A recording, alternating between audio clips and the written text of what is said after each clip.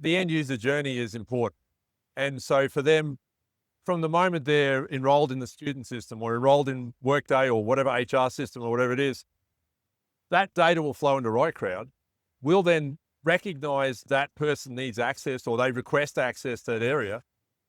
And that's it. For them, then they get your link that says on their handy dandy little mobile device that they live and breathe by that they can enroll themselves. Right. And that's it. We did a new enrollment and it was someone who couldn't get in.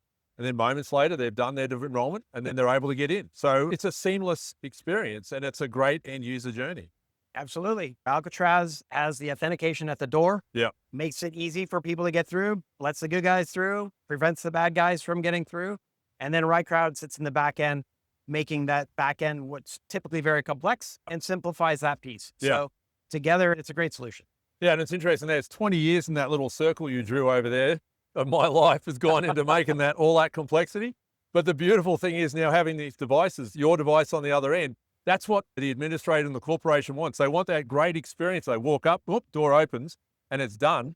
But they also don't want all the back end hard work dealing with how do I get the person in there, making sure they've got all their data. And equally, when they've left, to make sure they're taken back out of the system. I mean, that's a really important point as well, because that's part of the end user journey, but also the administrators, that they get that termination or role change, or I don't need access to that rack or data center anymore.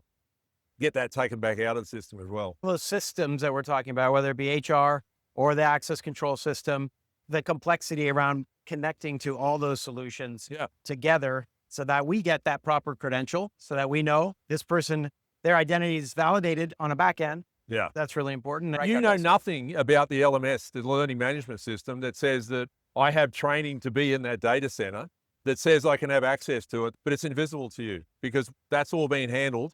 And if their training lapses, we're going to take away their ROC access. Right.